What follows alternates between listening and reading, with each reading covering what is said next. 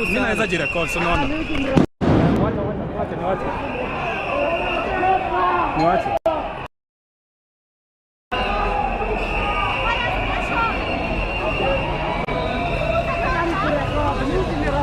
Tumeona naweza change camera. Tumeona naweza jirecord. Sawa, naweza jirecord. Umeona? Tunaona iko na back nini hapa pia. Yeah, so guys, hivyo ndio pia kitu yako inaweza unaambiwa wacha ni kurecord, then your device inaenda hivyo, so really have to be careful.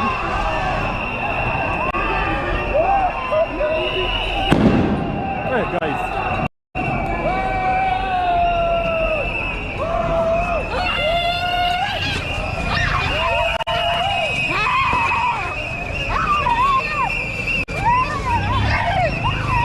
na leo mbona hajaleta maji bana? Walete.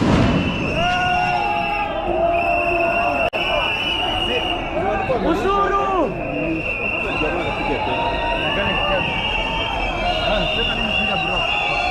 Yeah guys, my battery is out. My battery is out.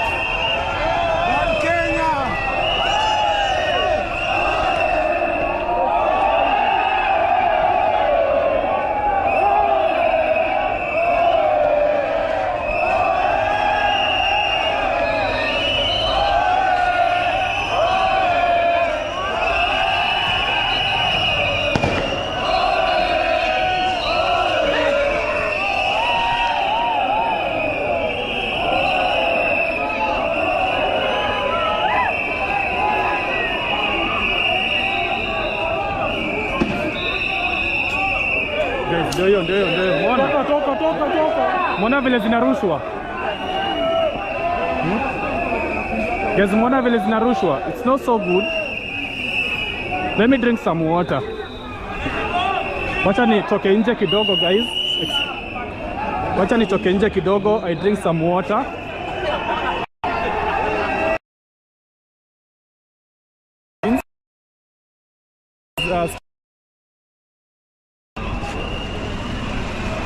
Anguka nayo. Tunaanguka hivi. Tunaanguka nayo.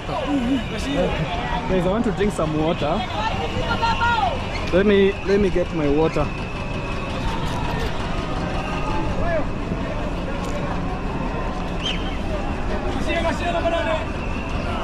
Yeah, guys, sorry for that. Let me just get some.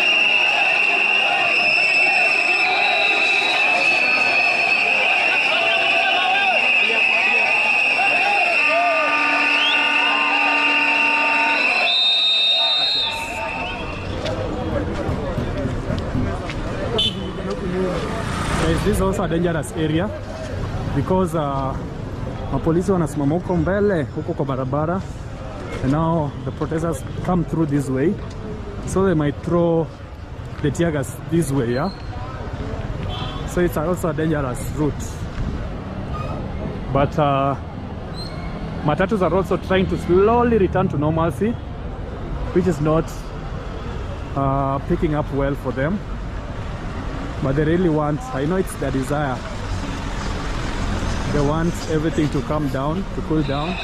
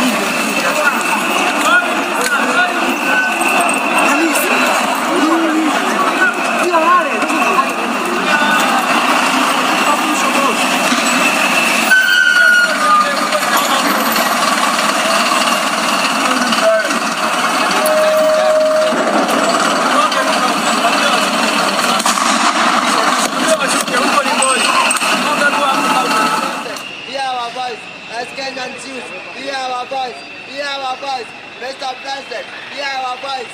Hear our voice. Mr. President, hear our voice. No more killing. No more massacre. No more killing. No more massacre. We are tomorrow leaders. We are tomorrow leaders. Why kill us? Why kill us? Why kidnappers? Why?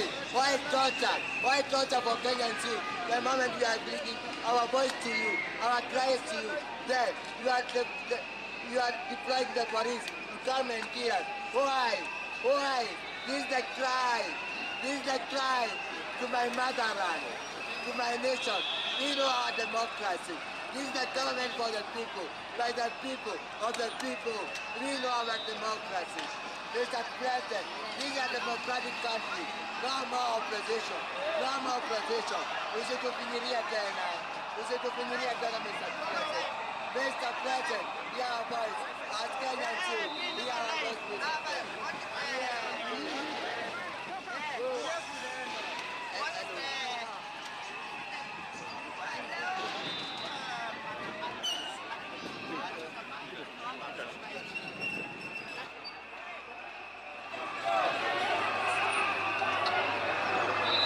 Yaani umevuta hiyo kitu.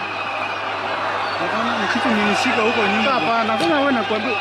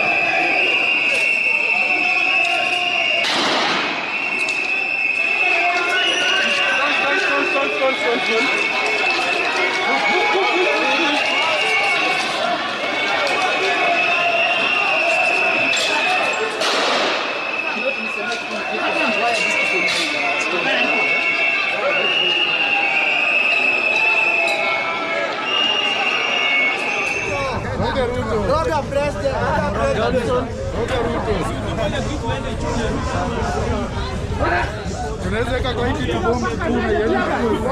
Sana govi. Ndio nyoto. Geuka huko mstari gogotea. Ndio hii sasa. Gogotea mstari ambie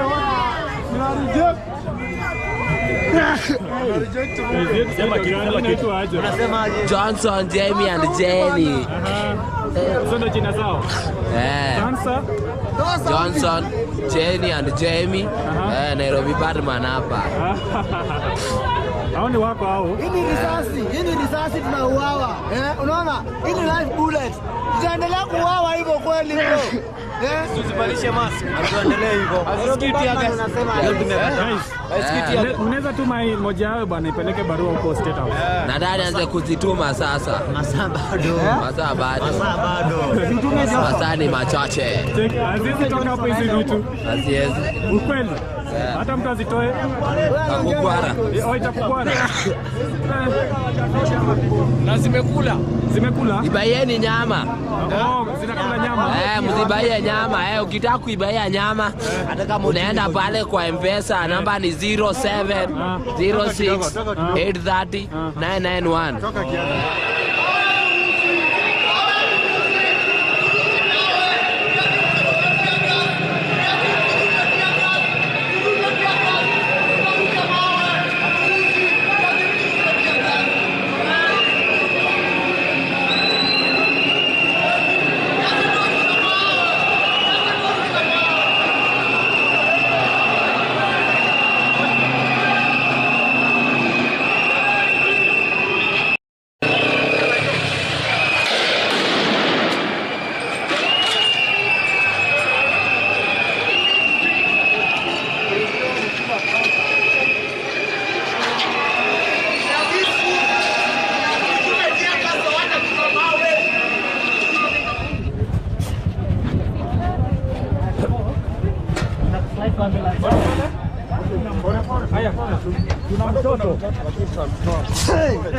Oh God.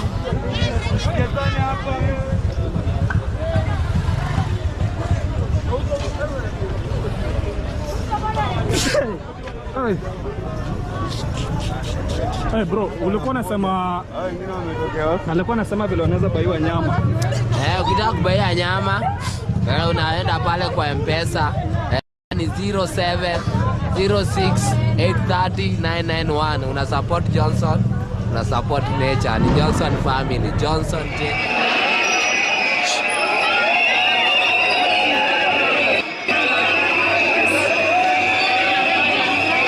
Nenda na mbele, acha kutembea na watu. Nenda na mbele.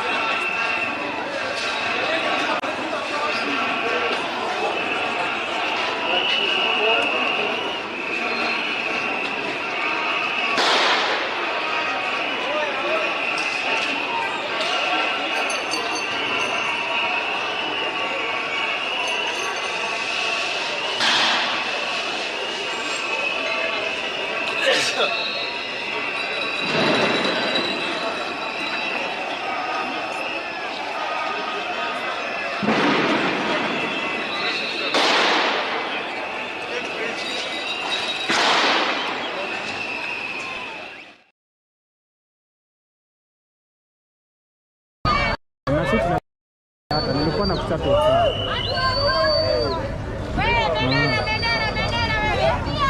Nikukuta hao, sana niko live.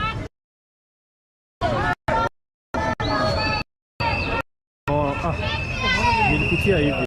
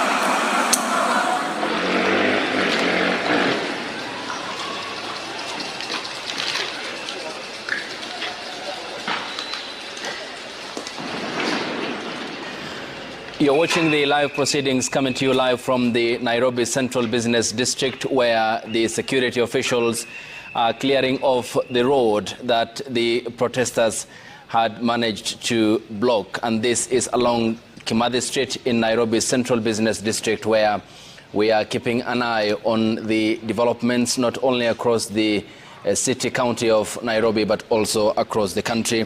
We have Emmanuel Toh, who is monitoring the situation in the CBD, Melita Oletenges is on the far-flanked areas of Kitengela and Mlolongo.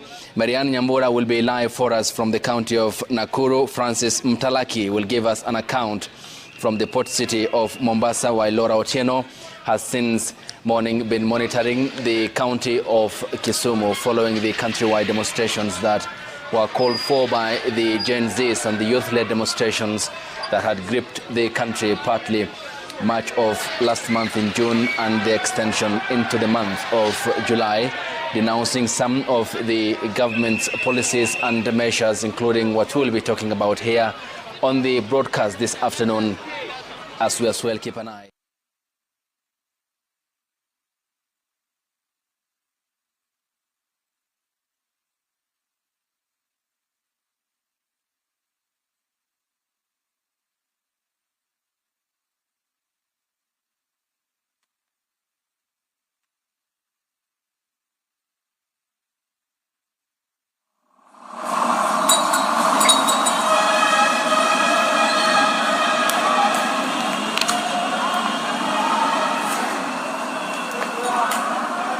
Between largely 18th of June and the 25th, which had prompted the government to walk back on some of the major policies that it had announced, including how parliamentarians have been put under sharp focus in what the protesters had said is the shocking institutional failure of a parliament in undertaking its mandate, rather warming up to the executive and largely State House, where they said was the main problem, lacking the representation part, and now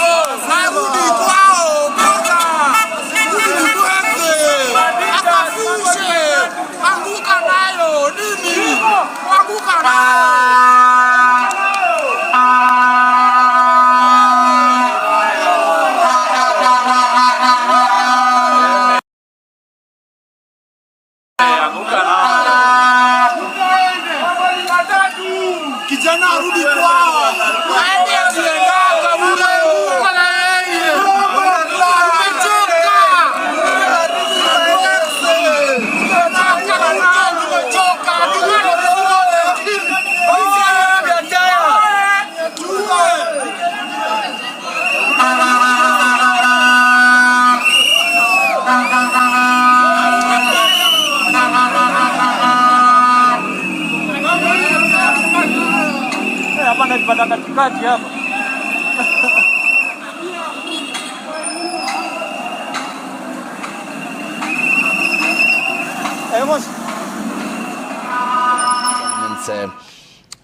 Concession on some of the major policies, including the withdrawal of the finance bill after it was confronted with the demonstrations that were largely driven by the youth. In a nutshell, are we watching an emboldened citizenry that is making use of Article 37 of the Constitution through engagement in the civic space and demanding good governance from those in authority? Thank you so much, America. And indeed, as you've rightfully said, that's purely what we are looking at. And beyond Article 37 of the Constitution, we're also focusing on Article 35, purely on access to information. And this is because citizens of the Republic of Kenya are now getting much more knowledgeable about governance processes. They are becoming much more aware about government performance and implementation programs. And they are getting a little bit organized in terms of how to hold their governments accountable. And much more fundamentally is to also look at what the role of the citizens is insofar as the various programs of government are concerned, and really about how to make their voices to count. And this is premised on a number of constitutional aspirations, where we also look at sovereign power of the people of the Republic of Kenya in terms of Article 1.1 and really the roles of institutions. And one of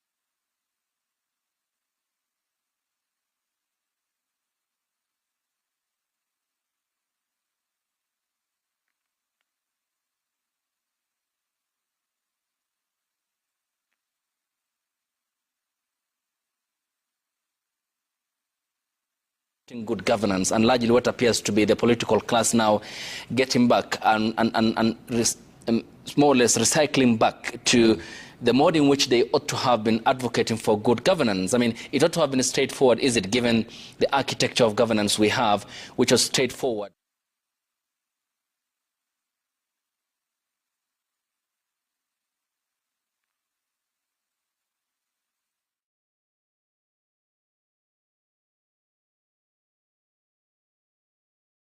Outright and very straight issues of impunity, just bare lack of adherence to the rule of law.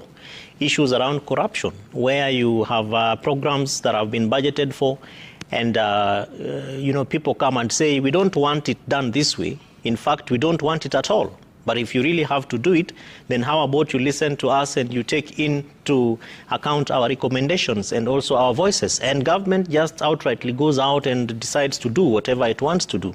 And if you look at, for instance, issues around once we vote our leaders into office, we normally expect that there is going to be an induction process. And as County Governance Watch and other stakeholders, we have participated in some of these induction processes, both for the national government leadership and really specifically at the county government levels. But if you look at even the interest of the elected leaders, the politicians, to want to learn about how to run government, to want to learn about how to do a budget, to want to learn about what really public participation means, that interest is really diminished at that level. And so you meet some of them and you ask them, but sir, why were you not there? Why did you walk out and this is a four days session, and you only attended the opening session? So, and the gentleman or the lady just outrightly tells you, I just came for the opening to sign in so that I'm able to get my per diem. And so that really gives you the kind of people that we have entrusted our leadership in, and the kind of people that we probably believe and hope that will be able to give us the best. And unfortunately, the citizens are slowly beginning to realize that we also have a responsibility in terms of how we vote, and that we can ultimately exercise this power to even recall them. And in a number of places, in a number of counties right now, about 6 of them, we have received reports of citizens now organizing to recall their members of county assemblies in one of the 290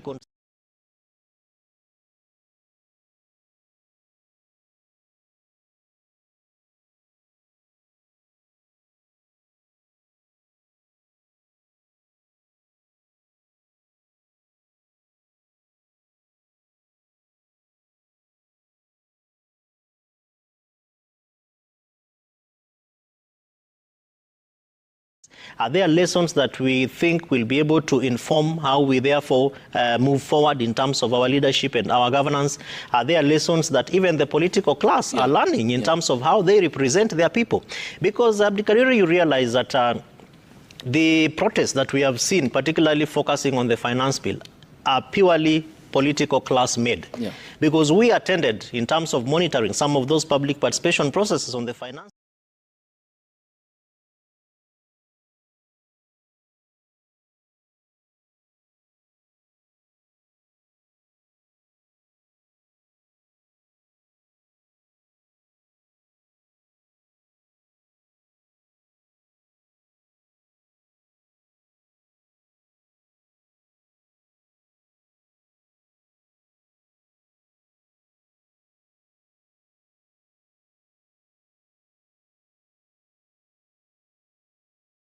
Important stakeholders? Are we really as important partners in this particular process?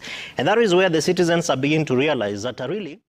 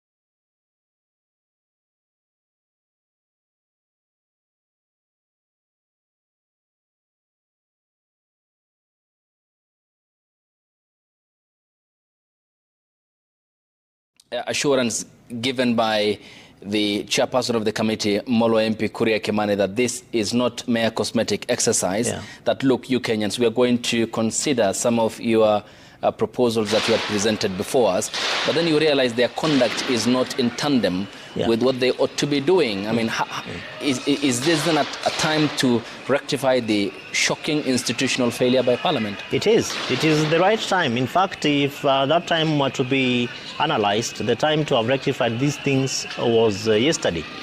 And it's therefore really, it borders on us as a people to begin to think through some of the aspects of governance that we are not doing in very well. For example, public participation. And one of those very disturbing elements, Abdikariri, is the fact that we do not have a policy on public participation. We do not even have a national law on public participation.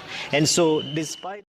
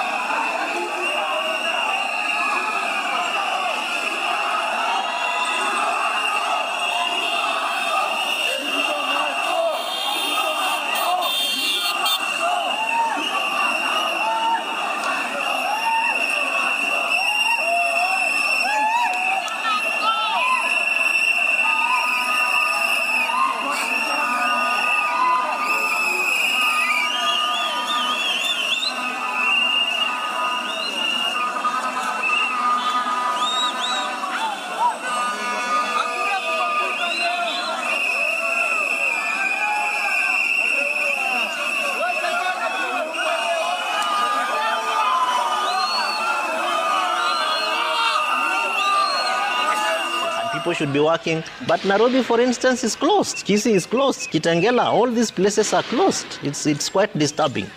Yeah. All right. And the live features you're watching from the Nairobi Central Business District. This is Kimathi Street, where police are engaging protesters, and this has been the situation since morning of the protesters who are waving the national flag, but are unable to penetrate the wall that the police have established. And you can see the photos of the protesters and the police, and who are lobbing tear gas, and we can listen into it before we get back to the conversation in studio.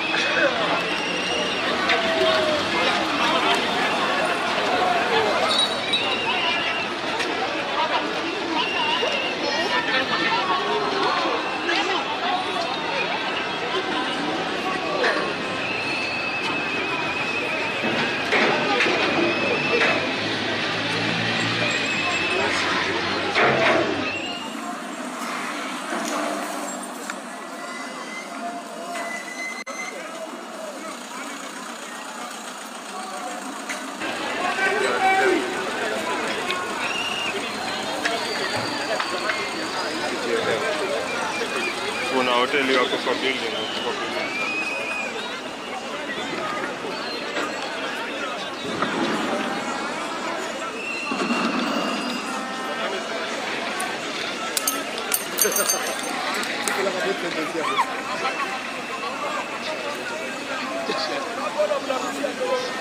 Any other stop?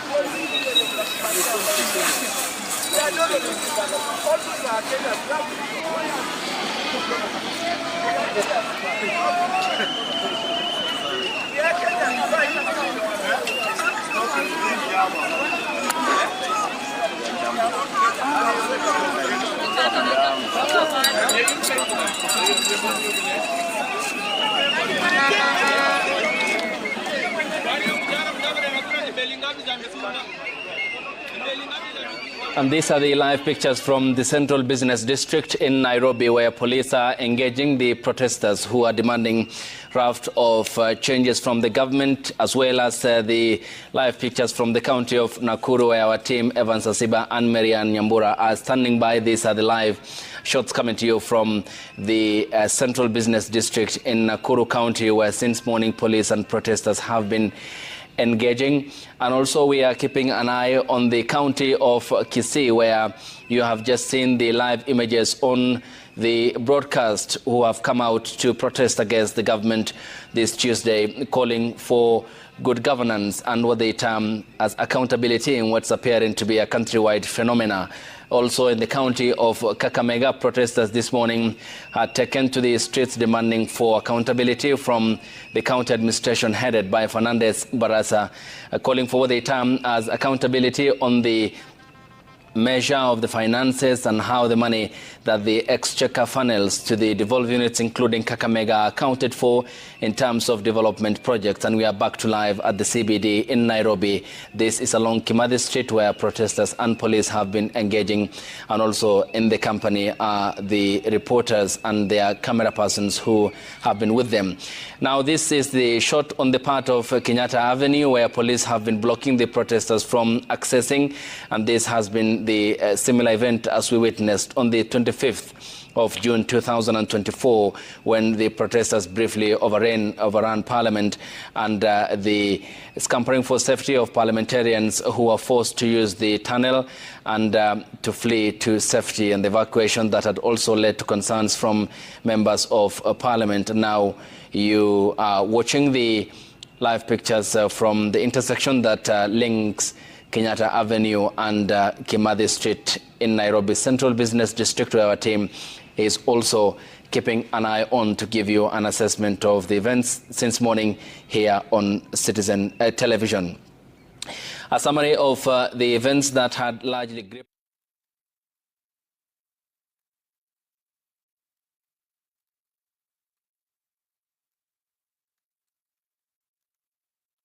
the government confronted with the demonstrations that had denounced the Finance Bill 2024, which they say had contained punitive taxes, and the inability of their lawmakers and their representatives who did not listen to their input when they appeared before the Finance and National Planning Committee during the public participation exercise. And the bill, after it was passed by Parliament, was later withdrawn following the events of 25th, which led to the head of state addressing the nation from State House in Nairobi on Tuesday, and on Wednesday, the following day, 26th, where he said, after consultation with the Kenya Kwanza Parliamentary Group meeting, they agreed to withdraw the finance bill.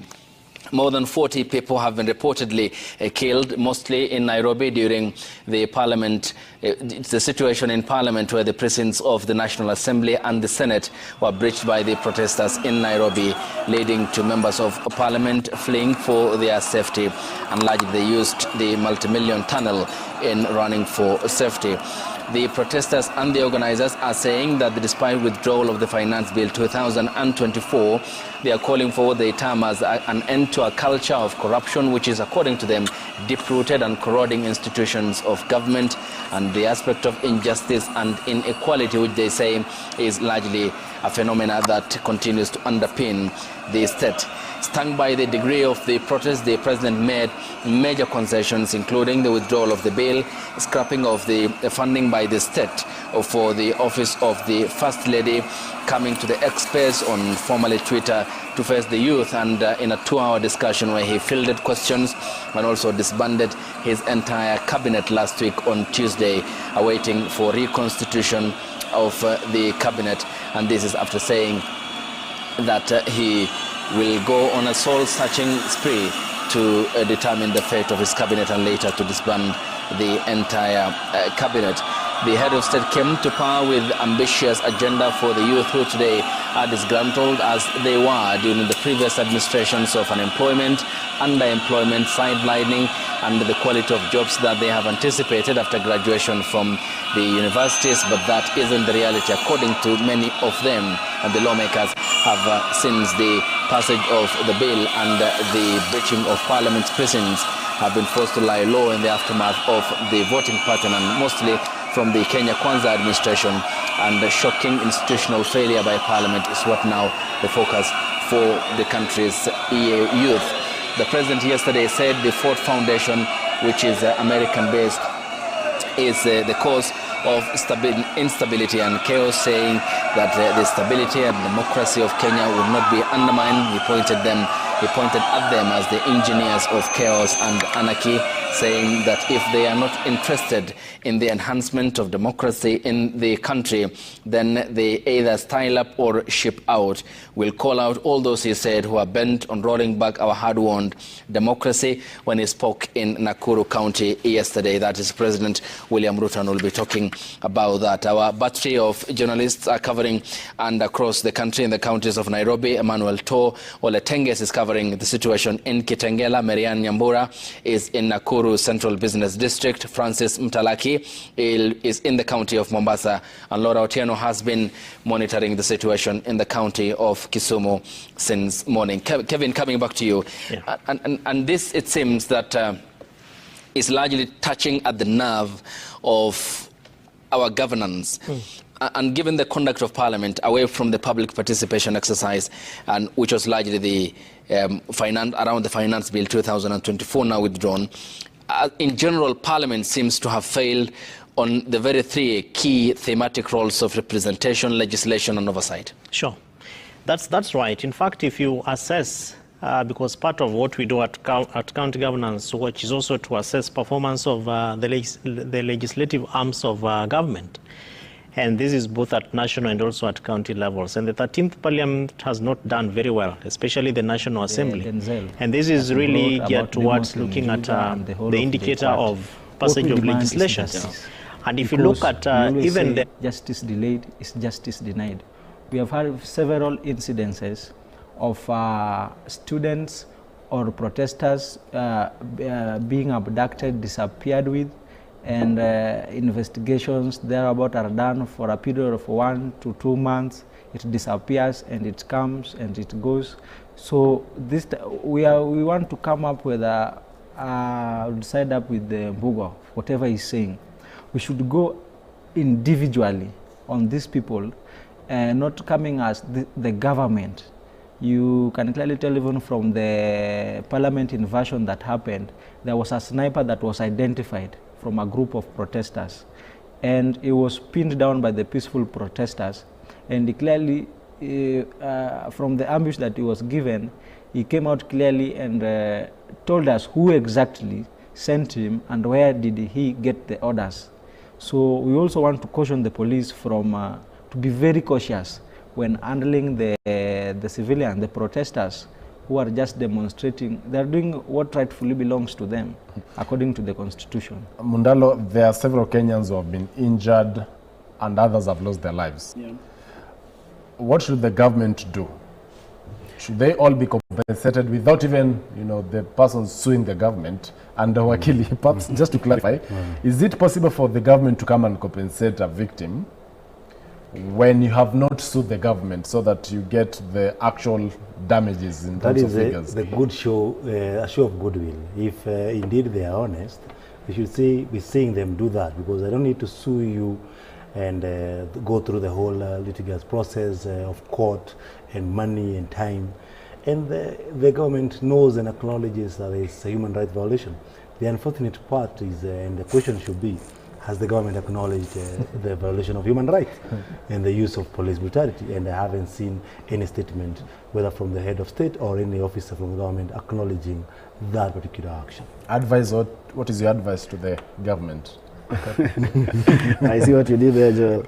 I think, first of all, it is a sorry state that we have actually had people who have lost their lives. It is quite disturbing, and it goes back to really the kind of people that we vote into office and what drives us to be able to vote. And so our political culture in terms of informing how we exercise that sovereignty, and indeed, once the person has been given that mandate, how you also carry yourself in Parliament. I think that really is an important concern that should be able to exert a lot of pressure on the people of Kenya to begin to think through how we vote, and even the indicator of leadership and political culture that we have as a people. First place supposed to be peaceful, then I don't think there is anything in law that then says that those who will be hurt will be able to go through this and this and this, because it is actually supposed to be peaceful. It is supposed to be a peaceful process. So what then happens is a show of goodwill from government, and we should be able to see that as government can just be able to come out and be able to say, yes, this and this was able to happen, but then there's that show of goodwill, like we were able to see with the policeman who was injured, and I was able to see some show of goodwill. We had some CSS who went to see the person. I think that was goodwill enough to the police. It should also extend to even the other people who are demonstrating. I was able to listen to the president on the X space, and he said that his government will not have any time, does not involve itself in abductions, it does not involve itself in killing of people during protests, and I think he came out rightfully on that. But then, if that is the position of government, what Kenyans expect, therefore, is to see what action follows those words. That actually, those ones who are capable of this can actually be held to account. So it's about just ensuring that people who are able to do this are held to account. But the most of what we should be ensuring is not that people who die are compensated. We should actually be ensuring that nobody dies in the first place. Because these are young people, and these are people who, every life, there is no life that is small enough. All the people deserve to be within to be in the country, because they have their whole lives ahead of it. Remember, even we as a country, we need human resource. So the more the people who die, the more we reduce. And the space of the citizens in terms of the petitions that people send to Parliament, the kind of questions that even other agencies like DCI or DPP will raise around some of these people that are being vetted by Parliament, and hence therefore how they take note of those kind of issues. And then lastly, still on Parliament, is also the interference by the executive, where, for example, even as we speak right now, most of the politicians who are supposed to be seen to be in the opposition decry the fact that the executive has actually bought, quote unquote, some of their members. And so debate on some important issues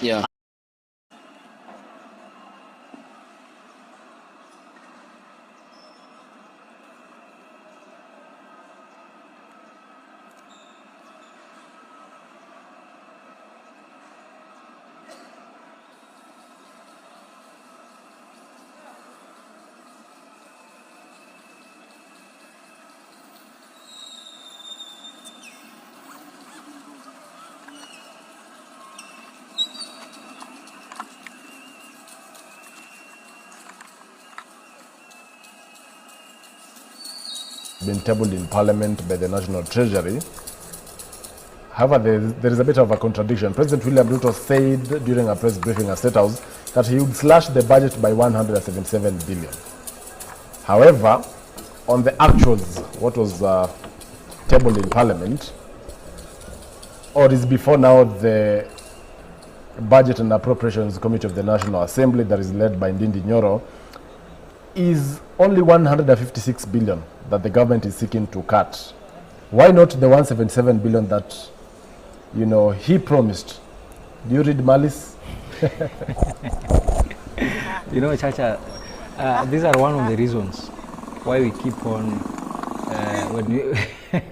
why you will see the undying spirit, the undying relentless spirit of the Gen Zs on the streets. Because they can read between the lines. We can read in between the lines. We have a president that whatever he says, for example, I assume this is Ndura, and in the next 10 minutes he's flown to Marsabit. He's going contrary. He's just going to speak the opposite. Like the president himself contradicts himself. Sooner or later you will hear that the budget again has been from the 156 that the control of Bandinti Nyoro is pushing for. It has again been slightly cut to maybe around 130 billion. So that it also allows members from the opposition side to begin debating on this here and there. It becomes a pull and push from both sides. So we don't have honest leaders. I'll still be coming back to you, especially on the implication of us not cutting down the budget as we opt to, of course, being more debts, and hence we keep plunging ourselves into the debt hole that as a country we're facing. But allow me to now drop in Christian Musa from Kajiado, Kitengela. Christian, how's the situation so far? Has the demonstrations ceased? Has the transport actually been paralyzed still? Yes, as you rightly said, there is that currently the situation remains running battles between the protesters and police officers, and as of now transport is still paralyzed along this Nairobi-Namanga highway because the protesters have barricaded the road using stones and they are lighting bonfires. But so far we have seen quite an increase of the number of police officers who are taking charge, and they are trying to disperse unrelenting protesters who continue to pelt them with stones. Currently, as you can see, this is the Nairobi-Namanga road, which ordinarily is plied by hundreds of vehicles, but it has remained a battlefield now between police officers and protesters who maintain that they are here to exercise their democratic right of having good governance in the country. Earlier on, we had spoken to some of the protesters who maintain that they are not satisfied with President William Ruto initiatives just to engage Kenyans, and they say that they want to be engaged further. And so far, as you can see, police officers are trying to clear the Nairobi-Namanga road, and as they do that, some other protesters in some sections are putting more stones and barricading roads in different sites. And these are the live pictures of the situation here in Kitengela, Kajiado County. And we are still following just to see how the situation goes. So far, police are still using tear gas to disperse the rogue protesters as they try to clear the road, which have totally been barricaded, paralyzing transport along this route. Just to inform our viewers that the Nairobi-Namanga road is a crucial road as it connects to the neighboring Tanzania, to the neighboring country of Tanzania, and we have hundreds of trucks which ply this route every day just to bring farm produce from the neighboring Tanzania. But currently there is no movement at all since transport has been paralyzed, and we are still seeing the protesters are still engaging the police officers, and at some point, despite being loaded with tear gas, they are still pelting them with stones just to fight back. And this has been the situation since 10 a.m. in the morning up to now. And to inform our viewers is that there are also peaceful demonstrations going on in Kajiado town, where hundreds of protesters have turned up to just express their frustrations with the government amid very tight security in Kajiado town. But the situation seemed to be chaotic here in Kitengela. So far, the protesters are also claiming that there is a protester who has been shot on the head. We have not been able to establish if that is the truth. So far, we have not been able to establish if indeed that is an injury that has resulted from a bullet, as claimed by protesters. And we are just looking at the situation here in Kajiado County, where we'll continue bringing you live pictures of what is happening as protesters continue engaging police officers. Also to note is that observing from just our observation, we were able to see that majority of the protesters are youthful people who just stand up in numbers, in large numbers, and continue engaging police officers. And as of now, as we have seen some distraction. For instance, this is Pizza Inn, Kitengela, where protesters have been able to destroy property as they pelt police officers using stones. We are just seeing that the people who voted for you made a mistake and that you're the person who is always right. Other than that, therefore, is to ask the citizens to begin to organize around spaces where we can be able to identify these leaders of integrity. And there are quite a number. The only challenge, therefore, that begs Abdikaduri is the fact that how our politics is done. It's a very dirty game sometimes. It's quite expensive and quite involving many times, especially when it comes to issues around security and or the insecurity related to the political games in our country.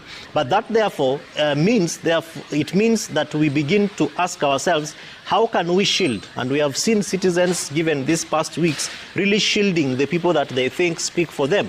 And if you look at some of the conversations that are taking place on X, or even some of the postings on certain social media platforms, they are already even having their own independent-minded vetting for people who are proposed or stones.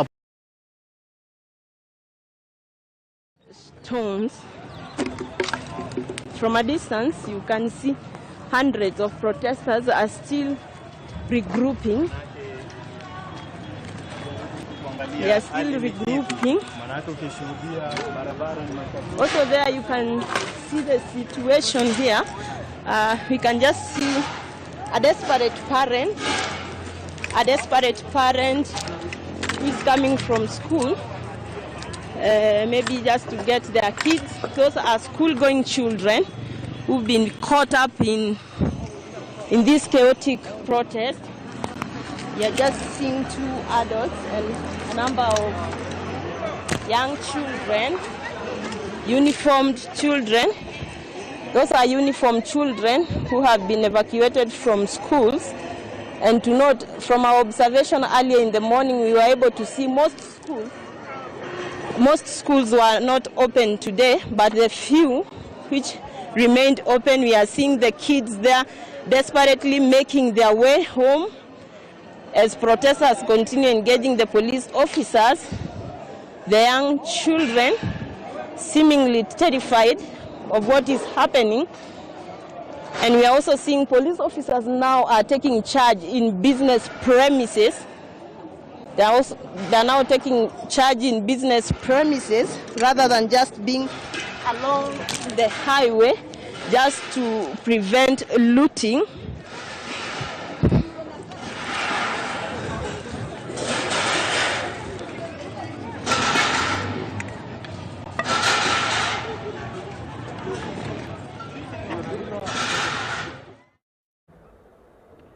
Well, that was Christine Musa coming to us live from Kajiado, more specifically. The president has been under siege from his week 1 of governance as a president of the Republic. And this is because if you listen to his communication on a daily basis, he makes references to his cabinet.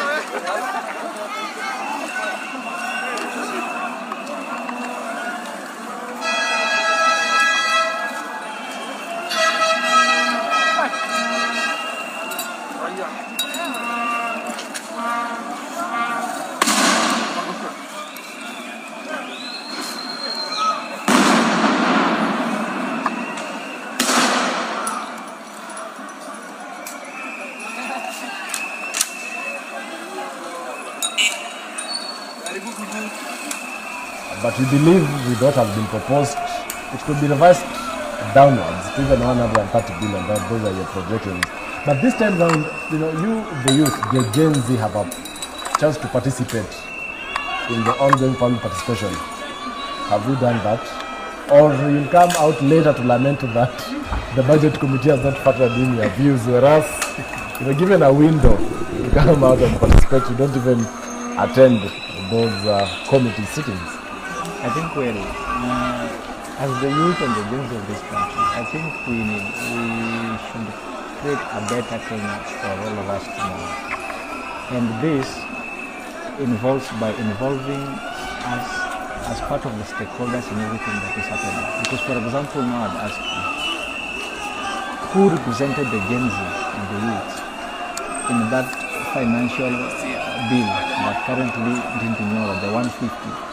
Is it 156? Okay, there was the finance bill and now this is the budget. So we have two committees in parliament, because I cover parliament. We have the finance bill and the finance committee, actually it's finance and national planning committee, and as well the budget and appropriations committee. One, that is the finance, is led by Kure Kimani, is the member of parliament, and the budget one is led by Ndidi Nyoro.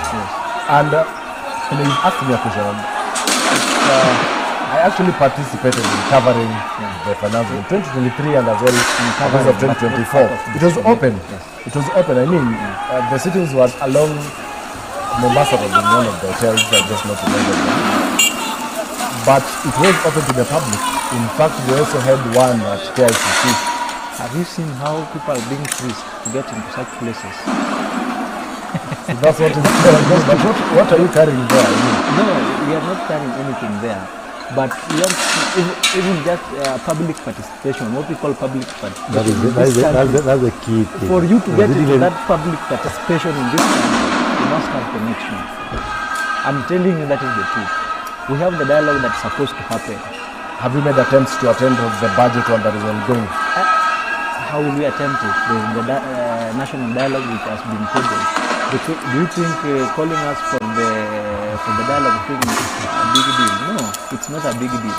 What the question who is going to represent us? Do you feel the Gen Z or your counterparts really understand the budget making process? They understand, but not all. You can't assume. You know, let me tell you. In law they say because, for example, the 177 which was supposed to be passed. How do you tell me, like for example, I come from a family, a peasant family. How do you have to tell me that the land that my father inherited from his father and I'll also inherit it, I'll tax it, I'll be taxed? That one was actually a different proposal and it was withdrawn. Our focus is specifically on these budget cuts that are now in the supplementary budget one, the 156 billion. There is an opportunity for trust. Whether the people who are in these offices or that have been given these offices trust that they are capable to deliver. And so it is a risky game, which I think the president is already bought.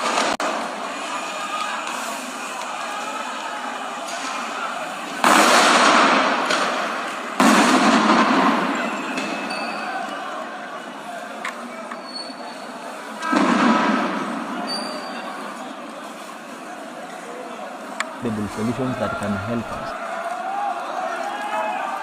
Teachers going on strike.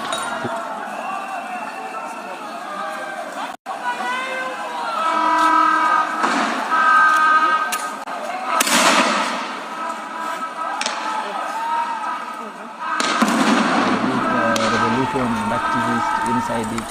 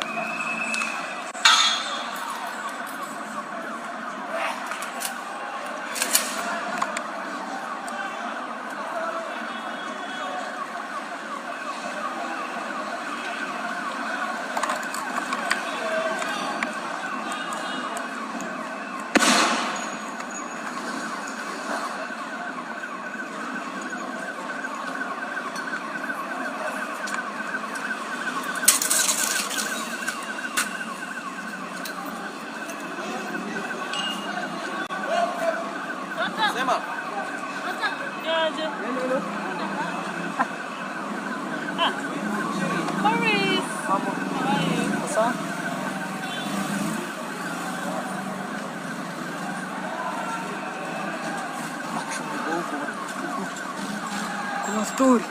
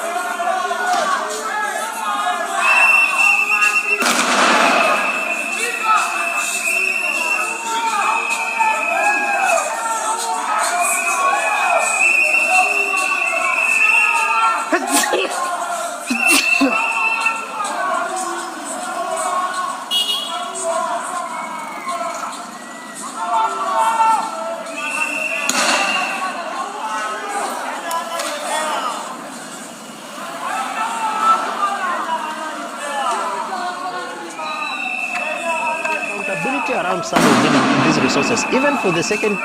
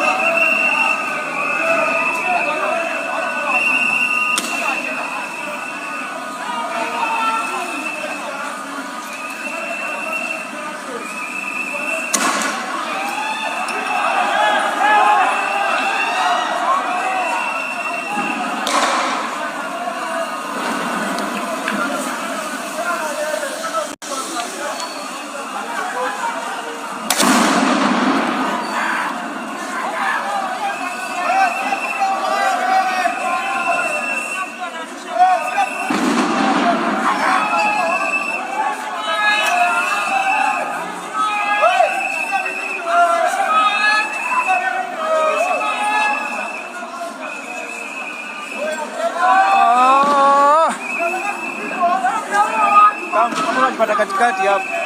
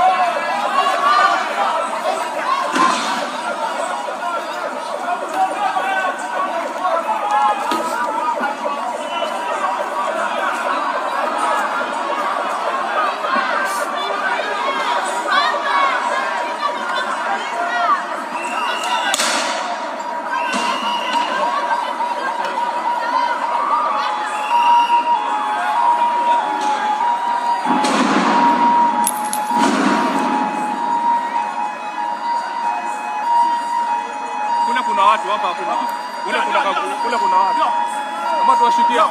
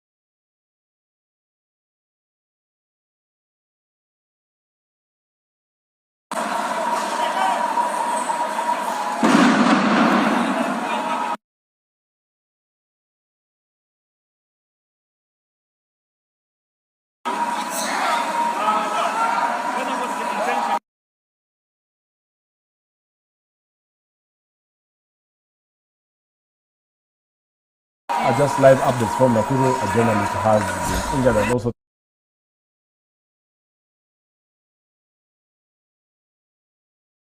under siege.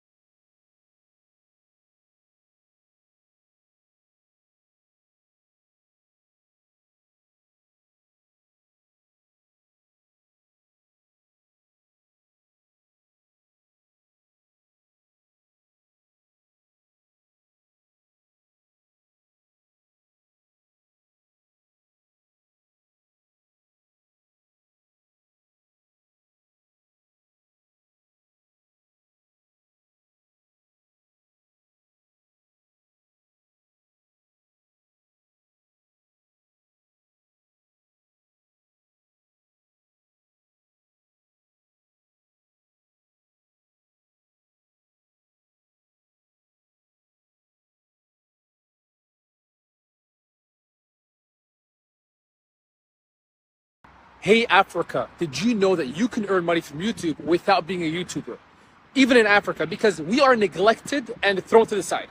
Because we are developing countries, and so we don't actually get good revenue from YouTube, from advertising. However, we found a way to make money from YouTube without being YouTubers, and I can't show everything on this ad because this is an ad. However, I have a free training, and I'm going to show you guys exactly how I, who grew up in Canada and came over and now live in Africa, I've discovered how to transition my income to here and earn more than I did over there, and how we broke $1 million online, but how you can actually earn 5,000 USD per month while in Africa, staying in Africa, without going abroad, even if you have no degree, no experience, no access to traditional American banking or North American banking, working with the solutions we have here in Africa. If this is something that can help you, that you want to earn money from YouTube without being a YouTuber, making money with the African infrastructure that we have without the infrastructure that is available and easily accessible for Canadians or North Americans, but coming here now as a Moroccan, African, now I have to work with the solutions I have now. So I've been working really, really hard to figure out how I can earn the income that I used to in Canada as an African, and how I can bring the solutions to Africans as well. See, I've made over 6 million USD over the past couple of years in the American market with my Canadian infrastructure and payment gateways, which is very easy. But now as an African, with African solutions only, how can this be done? I pull back the curtain and show you exactly how I plan on dominating Africa, and how I'm going to help my African brothers and sisters who have less opportunity but more potential. And because we are hungrier, more ambitious, I'm going to show you guys exactly how we are going to dominate the market in Africa, and how you can do it as well and earn your piece of the pie of the YouTube economy, the short form video economy, and the all-in economy without the tools that they have. But we can do more than they can because we're hungrier, we're motivated, and actually if you tap into this opportunity early on, you get to be a pioneer and have early mover advantage and change the course of your life and that of your family and your community. We built over 30 water wells in Africa doing this. So listen, do not be late. We only have 500 spots available. Click on this ad, sign up, make sure to save your seat. Do not miss out, make sure you have enough internet connection. Try to be on Wi-Fi, not on data. And try to come on a computer if you can, not on your phone. If you're gonna come on your phone, make sure you turn off all the notifications. Okay? It's gonna be a life-changing program, and I cannot wait for us to make change in Africa together.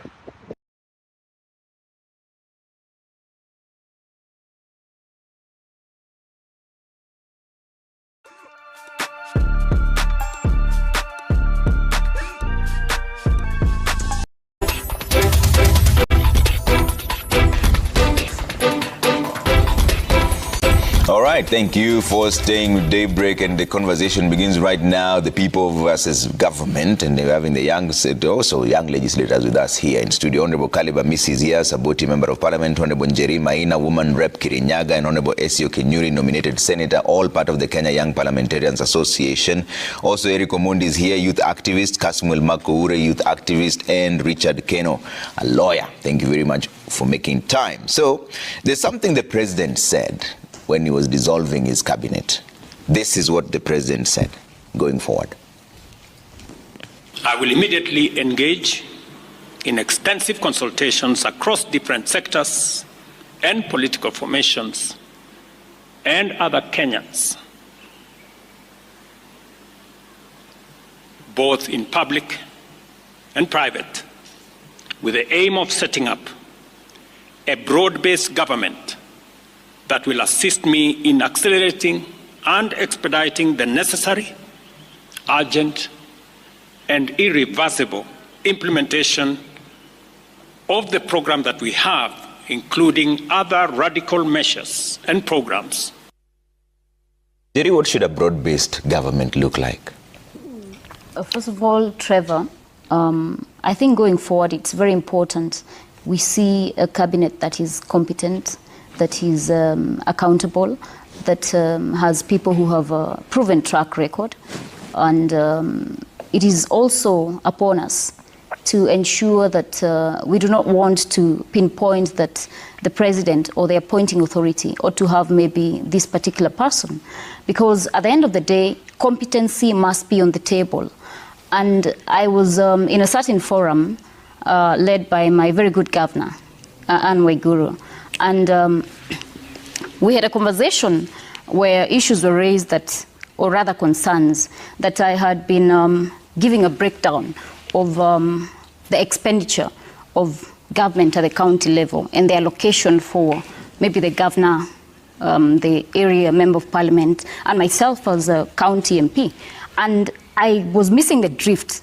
But then I just caught on it that people are very averse to accountability, you know, and these are public resources.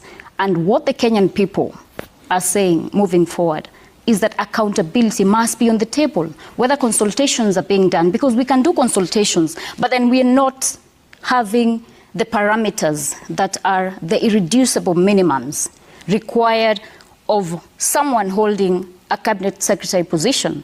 And I know we have seen even on social media forums, and we've had some brag, you know, that they had a D+ and they made it to the cabinet.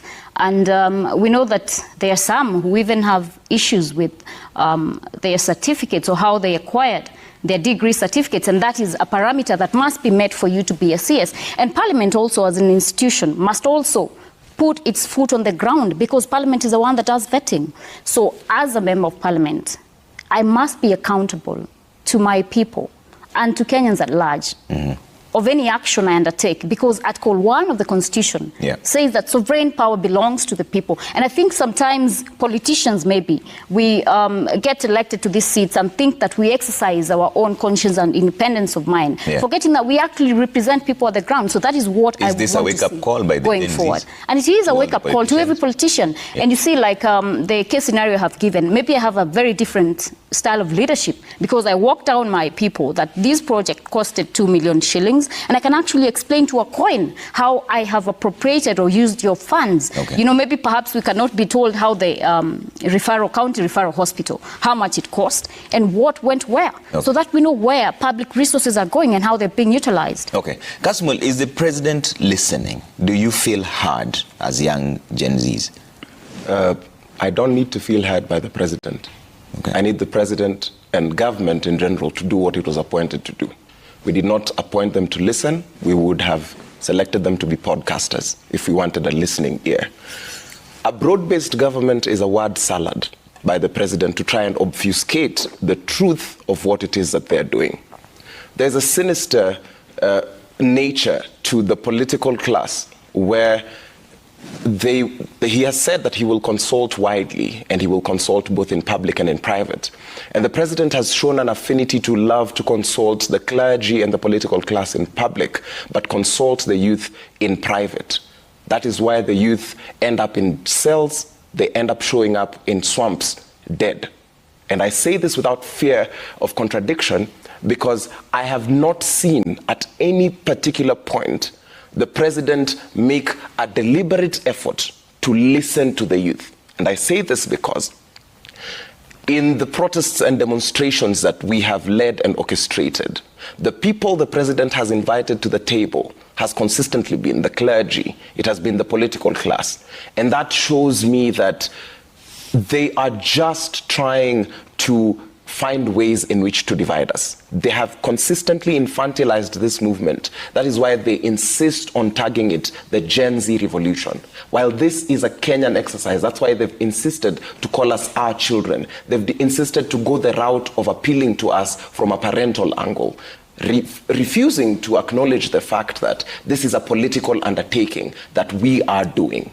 The president is not elected to listen to us. He is elected to lead a functional government, which he has proven that he is not interested in running. Because, be it as it may that he has dissolved his cabinet, there are several cases on graft and other gross violations of the Constitution that the people in the dissolved positions are getting away with.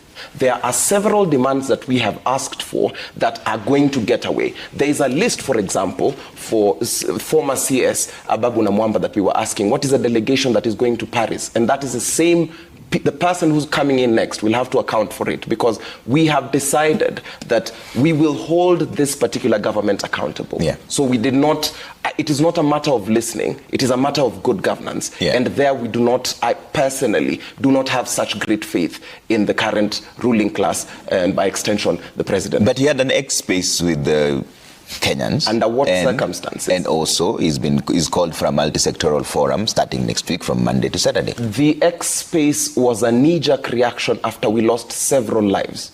No life can be equated, no building is almost as valuable as a human life. We had blood split on Parliament grounds. We had brain cells floating on the tarmac. That's only when that he would come to the X space. And I think the X space was also a very disrespectful move in the sense that if you say that you're going to appear at a place at 2 p.m. as a president who has all the money, all the technology, all the intelligence at your disposal, and try to posture, and I think it was a very deliberate psychological move where the president was posturing as an old, amiable figure that I do not know how to use this technology, and you would see how shaky the camera was, the angling. I do not think that the president was doing this from a point of honesty. He came to the X space, and the X space, he was supposed to do the X spaces. They are our barazas. It is not and when we claim we're leaderless, we truly are leaderless. When you come as a president, now we have to play respectability politics. When he says that he will hold multi-sectoral discussions starting next week, he has consistently shown that he is not interested in the voice of the masses. And I say this in confidence that the youth is the majority of the population of the country. He has not shown goodwill because when we say that we want to demonstrate peacefully, when we say that we want the war on graft to be cracked, he does not honor those. We have proven time without number that we can be peaceful. But the directives that the policemen have seem to be very contrarian to the kind of nature of the youth that we have in the country. Okay. So as much as it might seem that he is making steps, he is making baby steps in the wrong direction. If you zoom it out and look at it objectively, the president, I insist, is making these moves out of self-preservation and not the goodwill of the country. Okay. Essie, what does a broad-based government look like? What should it look like? Because that's what the president is now grappling with. First, Trevor, I'm happy we agree that the people of Kenya are sovereign and we are merely their employees. Trevor, first I want to be vindicated I've been making contributions at the Senate if you listen keenly. And I was one of the senators on government side to call the president to cracking the whip. Being on government side does not mean you do not own responsibility for your actions. And that's what transformative leadership is about. The president in the past few weeks has actually conducted very radical measures which we as a country now need to give support for him to effect those changes. Because look at this, why are we where we are? We are where we are because our politics is tribal. We campaign by giving tokens to people. So I want to laud the Gen Zs for changing the conversation and for the president to elevate that conversation higher by inviting a multi-sectoral forum. I also want to indicate that partly this is because our focus is on the central government. As a senator, we have devolution where we have counties. Yeah. I was very happy when I saw young people saying we are occupying counties. Occupying counties is a good move also, because then we are moving the pressure from the national arena to the counties where there is grand corruption also. And Trevor, it's not about having one person in a position that you can address the challenges we are grappling with as a country. It's about creating a conducive environment for all citizens to thrive in whatever they are doing. Because if you give me a position as Okenyuri, that's just me.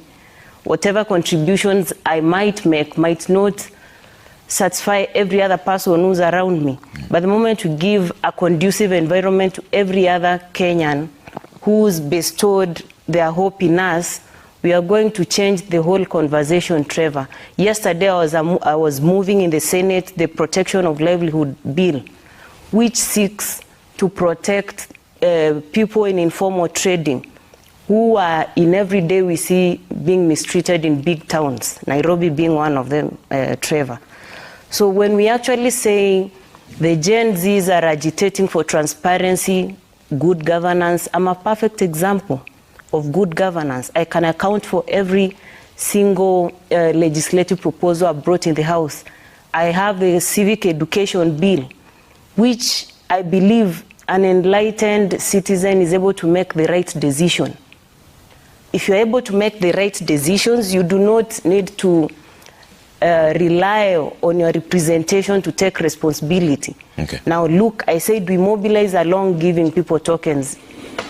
Yesterday the president actually pronounced the public fundraising appeals bill being ready. That's a major milestone in trying to curb corruption that we've been largely talking about as young people. Yeah.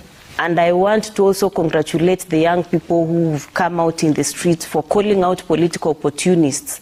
Because when the Gen Zs came out on the first day, the issues they were candidly talking about are issues we see on a daily basis. But is it true really that that bill against Harambes will help cut down on corruption? Are you saying that it's because people wanted you to be part of the Harambes, that's why you are That's not necessarily the point. That's not necessarily the point, Trevor, because I'm actually giving a short brief of why we are where we are. Because, Trevor, if you didn't want tokens, then you would vote for a leader who's giving you issues. Okay. Let me give my example. So there's also the people involved in this. The people who are watching me should judge me on whatever I've presented at the floor of the Senate in the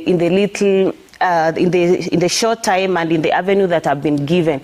It shouldn't be on how much I give you, because if I represent you well, if I make laws that support people who are looking up to us, that's the best way we are changing this country, Trevor. Okay. Fair point. Let me bring in Richard on this. Richard, what does the broad-based government look like for you?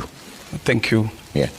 Maybe to begin, I would like to do what we call reasoning from first principles to understand how this broad-based government can look like. And by reasoning from first principles, I would look at it from the perspective of a political philosopher called Niccolo Machiavelli, who talks about two ways in which governments are formed.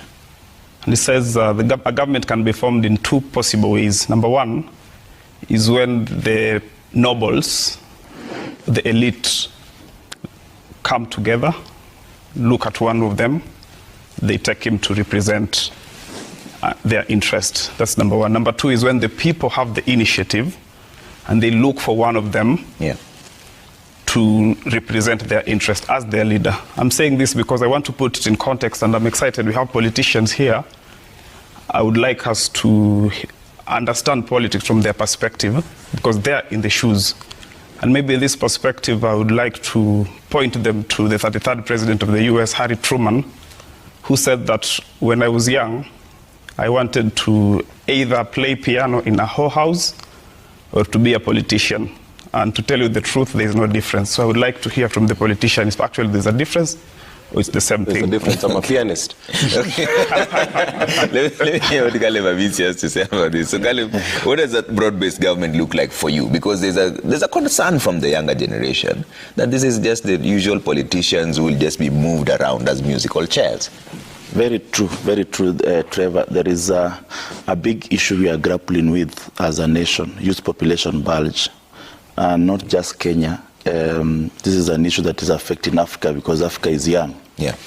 And the leaders have tended to move away or shy away from addressing this issue, facing it head on. Youth population bulge will be here and is actually the cause of the Gen Z revolution. They always say youths are the trustee of posterity. Those are not my words. Those are the words of Benjamin Disraeli. What do we mean by youth being the trustee of posterity?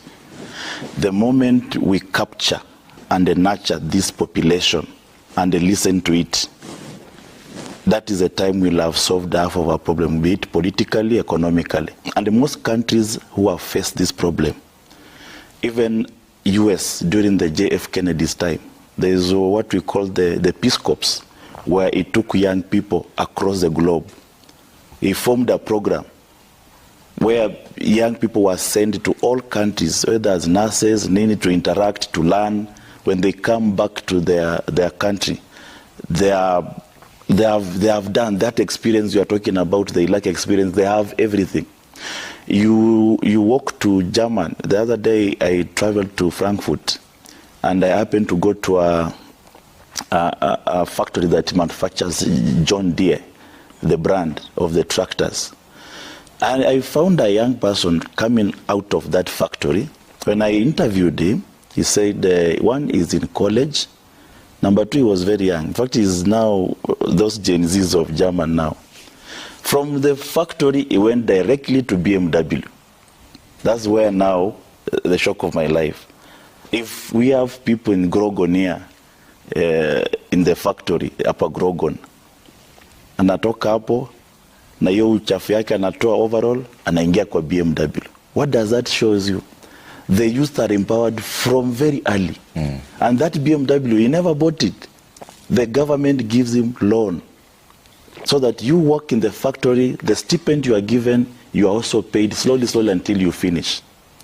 What is bothering the young people is that they are ambitious, they have the energy, they have the charisma, they are techno-savvy, they are innovative, but there is no environment for growth. The moment now you capture that, it's not about having a clean cabinet, a competent cabinet, is that are you addressing the issues of the young people are raising? And the cabinet you are going to bring, is it going to raise that issue? In fact, I don't know, people tend to say, because you have a PhD, you are competent. That is far away from what we are supposed to have. Can we see a vetting process of a cabinet minister for youth, who is going to tell us how are you going to solve the youth problem? Don't just go there because you come from Azimio that you are going to make a coalition government. I think the you youth think have, there's going to be a coalition government? Broad-based means it's a coalition government. Which country do you live in? You're the politician. You want a politician to say what? This is a coalition government you're talking about. But will that answer what the Gen Zs are saying? Because that's what I'm saying. It doesn't matter. We are an ethnically or heterogeneous society. We need to incorporate all ethnic in the government. That is aside. Fine, we can do that. But at the same time, as we do the coalition government, are we also looking at whether these people are going to address the issues? If they don't address the issue, the Gen Z, I belong to the millennial. But trust me, the Gen Z started this revolution, but they have incorporated the millennial. The parents are there. It is now everybody. So people are wondering, if you bring a cabinet that is not going, it doesn't matter whether it's a Mama Mboga. This issue are now over. These are political promises. You can wait for 2027 and judge the president upon what he made.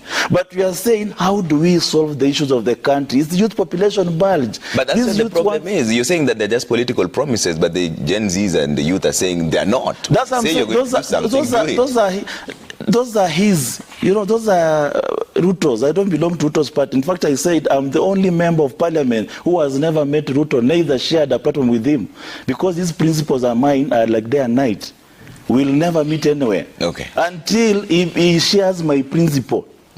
And I know if he had my principle, we'll not be here as a country. Because I've been consistently, if you look at my political journey, I've been consistently, sometimes alone, trying to point out areas that I think this government is going wrong. Every country has restructured itself economically. The youth population bulge can only be solved. It is actually directly proportional to the economic status and your development path. Just the way the Singapore, the Malaysian were at some point with Kenya, and then they took off. So can you digest why did the Singapore take off very fast? We were the at power. Human rights, especially the police and the executive at large. It's important we respect the rule of law, we respect the constitution, and we develop and appreciate the spirit of constitutionalism. So I was very impressed when Gen Z said, even for your advisors, you have so many people who are just crisscrossing on the corridors doing nothing. We want that trail to get back to how really government is being managed because of issues of public wage bill and precisely the efficiency and effectiveness of government. So the county assembly need to do its job to oversight the governor, and this is the only way, and we need to ensure that we stop. We need to get away from this aspect of NGCDF, and I want to repeat it again because This has made us focus. When you ask that have someone been who is raised the by citizens. Thank you, Kevin. You're watching the live pictures from Nairobi Central Business District, where events are at the moment unfolding. Let's listen.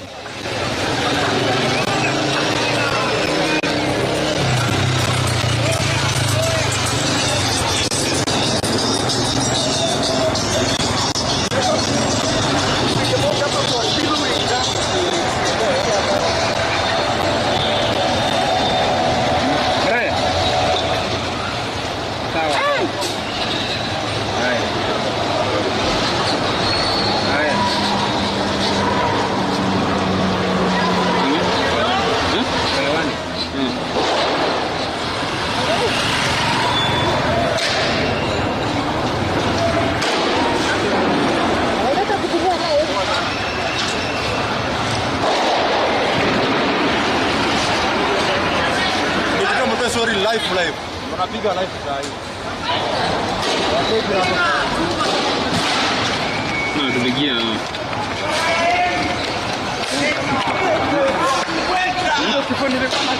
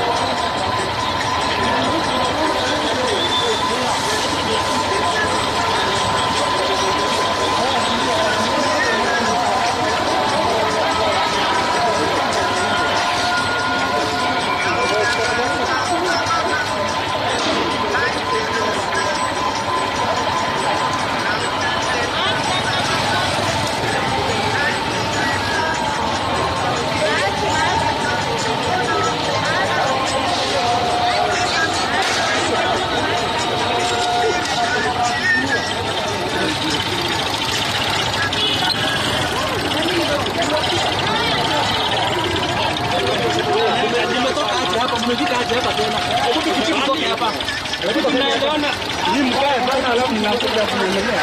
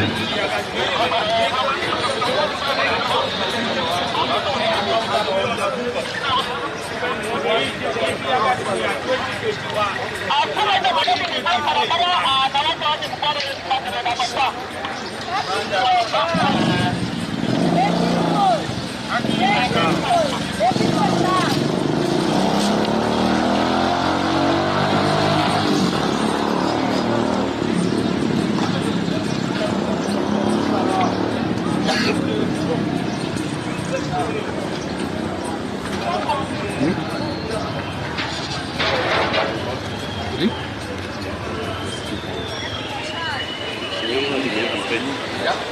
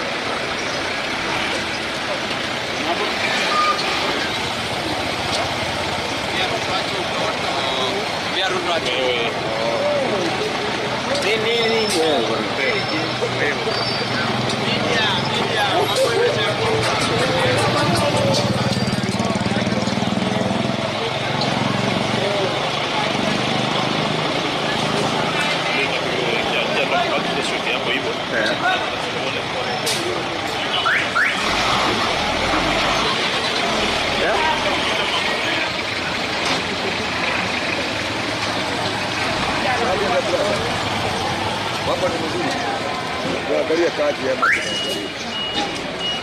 ndio. Ongea gani hiyo ya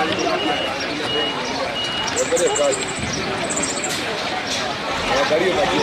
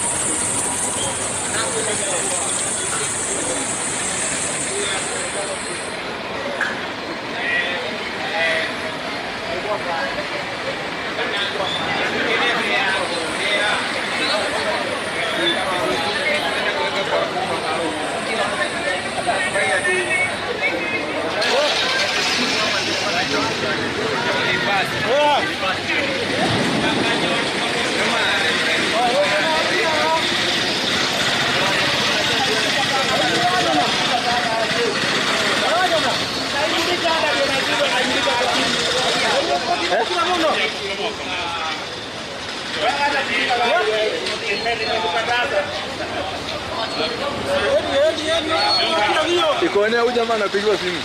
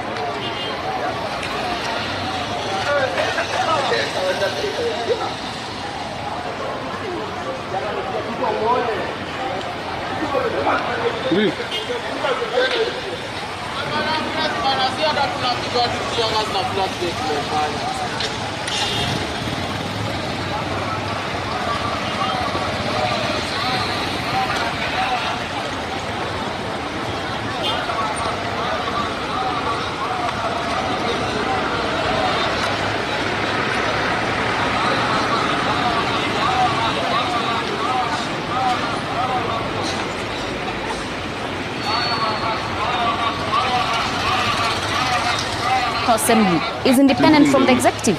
The appointing authority appoints under Article 132 of the Constitution, and then Parliament has to vet the CSs. So if they give us, if we give the Kenyan people CSs that are not competent, that do not have integrity, that do not have a proven track record, we must be answerable to our people. And I also want to ask the young people of this nation. You know, we have suffered from voter apathy. If you look at the IEBC records, young people in the past have not turned out to vote. And I always tell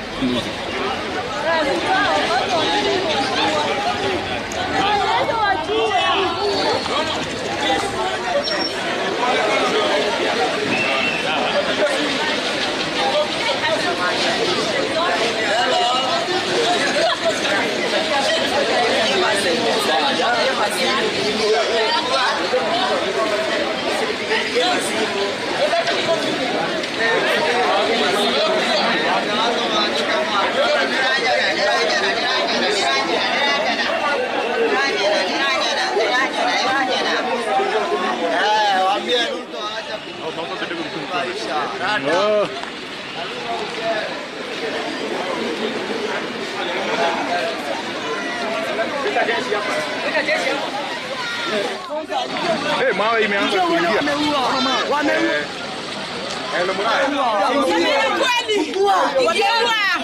Wacha tu press waingie peke yao. Record peke yao. Wanapata evidence ya kwanza. Hiyo ingine haya funga hapo.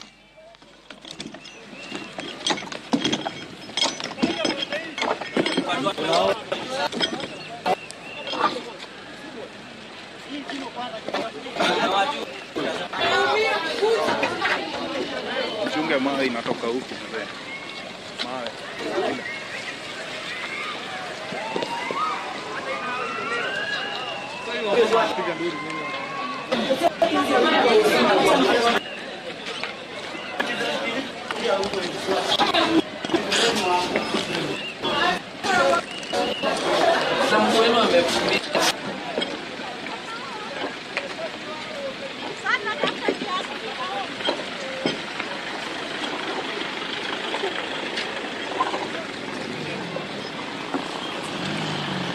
Brother, mimi sina ngo. Nilielewa what you are saying. Si ndio?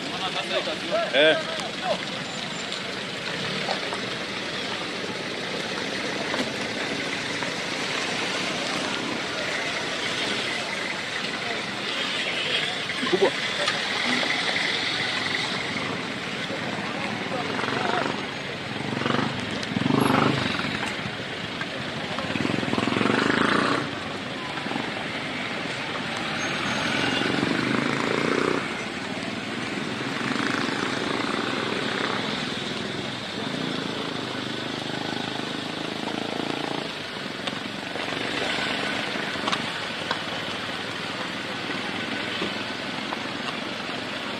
Nataka muniue.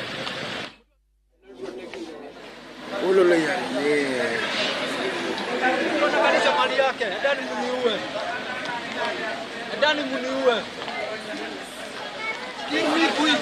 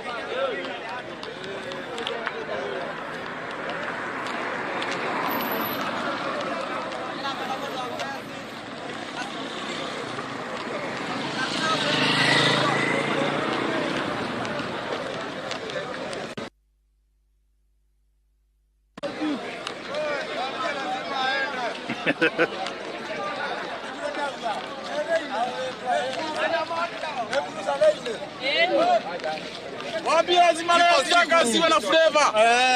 Weka jamaa gani?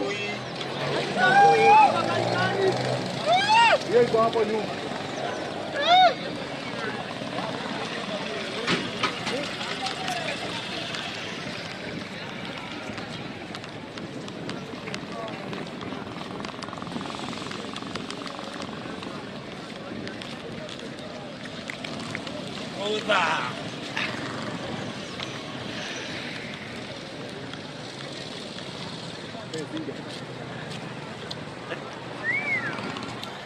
And you're watching the live pictures coming to you from Karatina in Nyeri County, where police and protesters were engaged in running battles since morning, and that is the situation in the county of Karatina, in the county of Nyeri, where our reporter Waruingi and his videographer Fantas Maina are. It's also the same situation in the county of Nairobi, where the protests were largely concentrated in the central business district and not the outlying areas, where police had managed to keep off the protesters from accessing Kenyatta Avenue since morning along Kimathi Street. And also Marian Nyambura had given us the account from the county of Nyakuru, so did Crispin from the county of Kisii, and as well Francis Mtalaki in Mombasa County, and Laura Otieno from the county of Kisii. And these are the demonstrations that have denounced the Finance Bill 2024, now withdrawn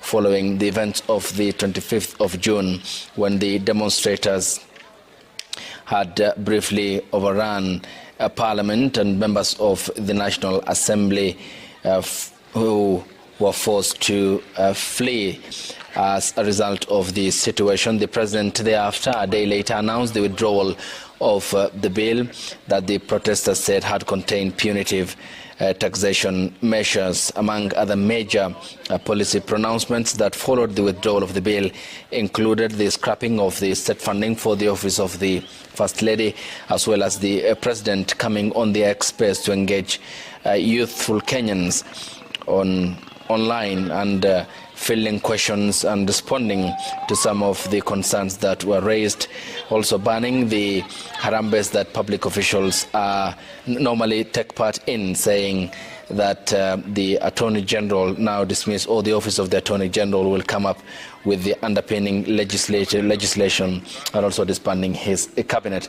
MPs who were forced to lie low in the aftermath of Parliament's overrunning by the protesters yesterday. Some appeared with the president in Nakuru County, where he as well accused foreign elements of backing the protests here in the country, but the protesters are not willing to back down, calling for an end to corruption, injustice and inequality. What we had witnessed today are some of the organized protests across major counties in the country. With me in the studio is Kevin Osido, who has been with us since the last 2 hours as we take account of what has been happening across the counties where I have listed. Kevin, yesterday the president also cited foreigners as those who are funding the protests, saying that they either appreciate Kenya's democracy, style up, or ship out. He meant the Ford Foundation. And it's not surprising, is it, that blame must fall somewhere for the government? Precisely. It is quite a surprising narrative from His Excellency the President, and it really shows the gaps in terms of agencies and institutions that are supposed to assist the President in his leadership and governance of the country. And some of these include the DCI, or the intelligence, either NIS, National Intelligence Service, working with the investigative arm, but really largely the NIS. And it reminds me of a time when I think one of those big two indicated that there were big issues with some of those state agencies that they work with, so that the kind of information that the President receives should be quite factual, with zero to almost no doubt.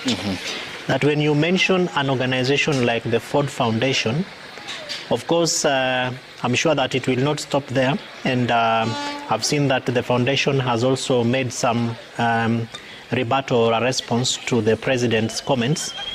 But I liked the rebuttal because he's reminding the President that even as you talk about us as having created some emergencies, some issues within your government, we have supported and worked with your government in a number of issues.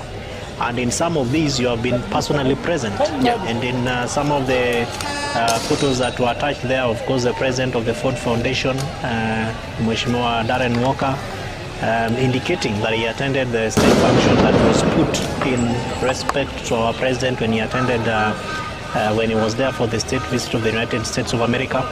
They also indicated that they supported the Africa Climate Summit, which was hosted by our president, which was one of those global checkpoints, or if not milestones, in the climate governance conversations, and many, many other things.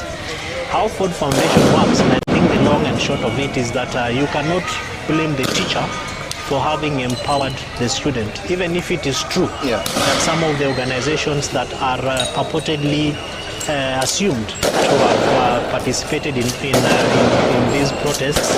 Of course, the Gen Zs have said we are leaderless, we are fearless, we do not have anyone supporting us. And I remember even in one of the clips, they were pushing away some of the very obviously expected or suspected leaders of the civil society, and they were saying, you are not our leader, go away, we don't know you on this one, wewe sio kiongozi wetu.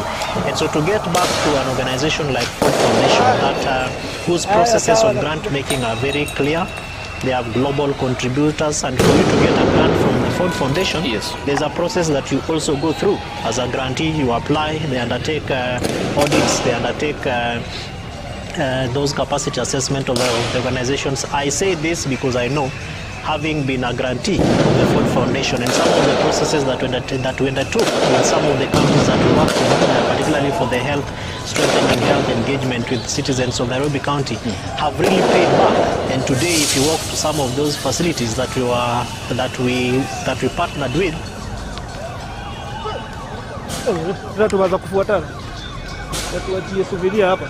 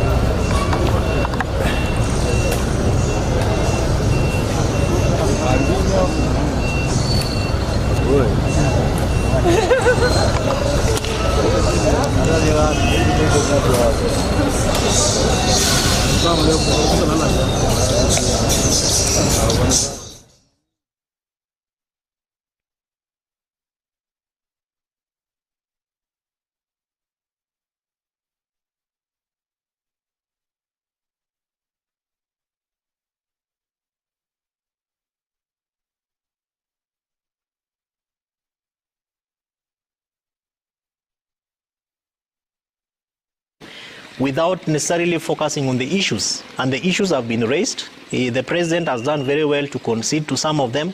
But as a president, as a president and acting presidential, being who the president is expected to be, you cannot keep people guessing and hoping. And there is no sin in opening it up and saying, send me a list of people that you think would be able to fill up these positions. Because ultimately, the vetting is going to be done at the National Assembly, and I'm looking forward to how they are going to get back from their recess when they do in next month. I think it's on 23rd, especially given the lack of authority from Parliament, from the National Assembly. The people went there and took over the sovereignty. They ran away with the mess and all that. How the Speaker, Mheshimiwa Moses Wetangula, is going to reconvene, I think is going to be quite a dramatic aspect. And coming back again with a list with the expectation to vet new cabinet secretaries is going to be another injury to the National Assembly, which the President can be able to cure. by purely being a very amiable person to the people. And this is not supposed to be in churches, because a church is a very organized place. You go there as a guest, then you are given your time to speak, which in my view is even awkward. Even as a president, he should stop going to these churches and making the kind of remarks that he is making. The president is able to have his own arrangements and platforms to speak to the people. If he wants to meet with the religious leaders, he is able to do it. If he wants to meet with the born-again Christians and Muslims and Hindus and all the religions, he is able to do so. He should stop taking advantage of closed spaces and have his own spaces where he is inviting Kenyans to be able to share. There is no problem with my friend Hussein Mohammed engaging the president on an X space and just asking him for names of possible candidates for the cabinet secretary, because the Gen Zs have said that we are going to be as detailed on the names of the people that you are going to send to us. And if they have any iota of mud or dirt, we are going to send them back to you. That, Abdi, will dent the execution of mandate of the president, because he will be submitting names which are thrown out, and parliamentarians are also going to be very focused in terms of vetting these people for the fear of being kusalimiwa tena. You send the wrong list and they come to you. They even know where they live. They know where some of them go for lunch or where some of them spend their time on weekends. They will come and say hello to you there. So that really is a proper mechanism of keeping Parliament or National Assembly in check, to also exercise the responsibility to vet the cabinet secretaries. Okay. But the president needs to therefore sit back and ask himself, how can I re-engage other than on top of my vehicles and all that? Are we then likely to see a different scale altogether of public participation when the president names and sends those names to Parliament for vetting? Is it going to be as engaging as we had seen the public focus on issues of good governance? It is. I am sure that even at the gallery of the National Assembly, people will ask to go and sit there. But that is really on the D-Day of the vetting, because there is something that is publicized, they are put on the newspaper, and people pick it up very fast and load it on their even WhatsApp status. So the information about the vetting is going to be very open. But ahead of that, the moment the president names his proposed cabinet, people are going to begin to dig information and to begin to raise concerns if there are concerns to be raised. And the president therefore needs to be clever around that particular time. And if there are issues where, if there are candidates that he probably thinks that are going to be very dirty, quote unquote, in the eye of the Kenyan citizens, don't overemphasize that they have to be in the cabinet, because that is going to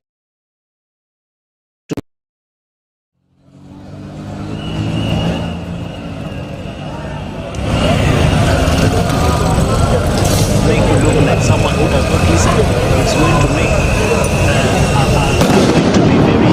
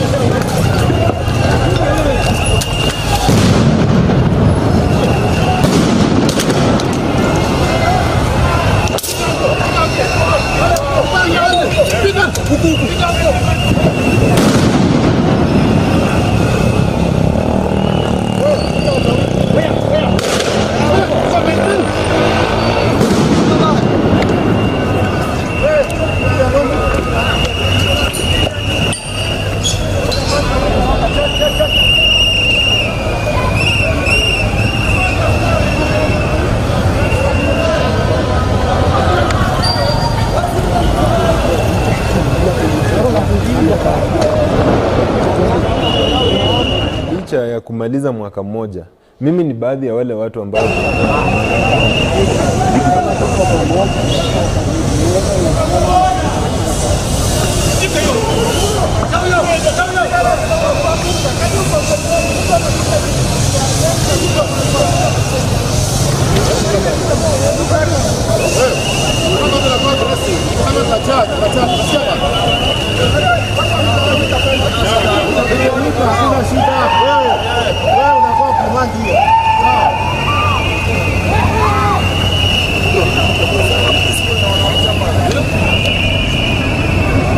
wanakuzubaisha alafu wanauza mali.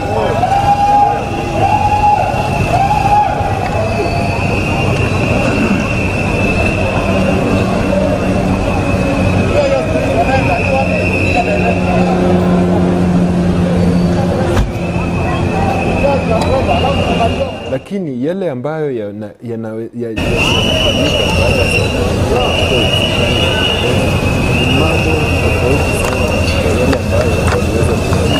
na ni mambo pia ambayo serikali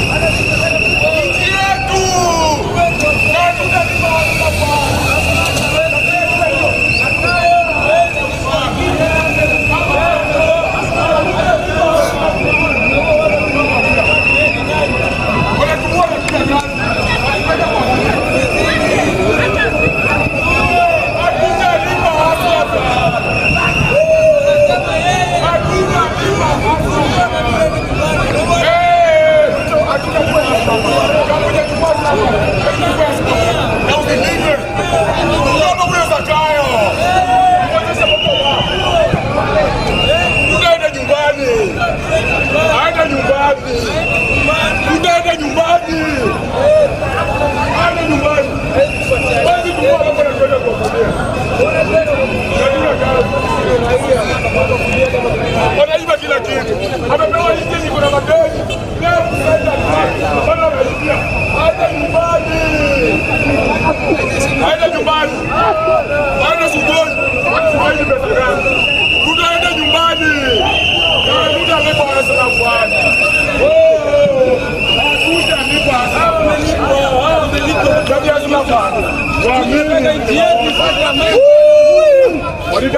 Hatutalipa aslafani. Hatutalipa aslafani.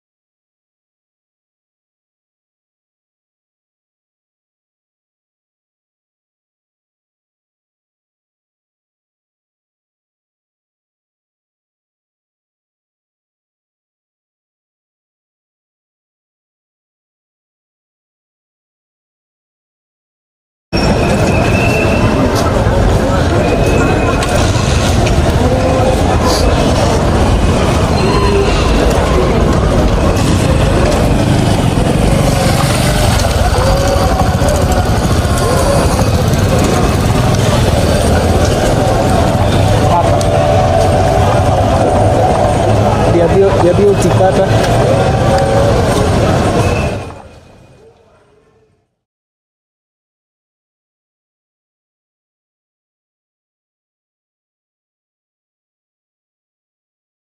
Tekeleza tu wajibu wao. Wacha tupate kuona ilivyokuwa awali.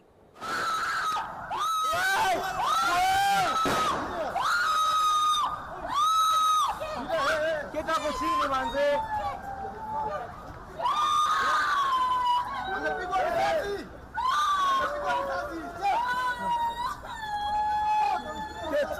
Kit.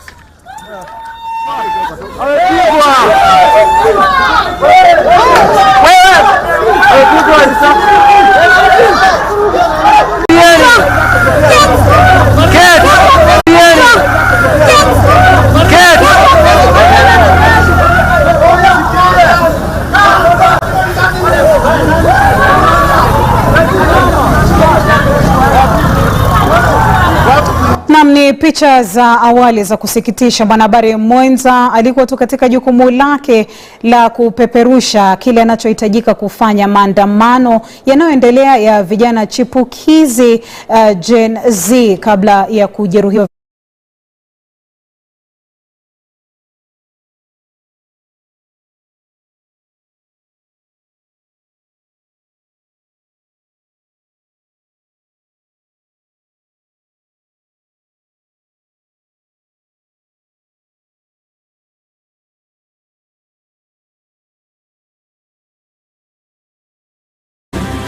Hello, I'm Alison Lagrange. A very warm welcome from Durban, South Africa. We get you the news and the newsmakers from Africa. From elections to climate change to innovations and opportunities.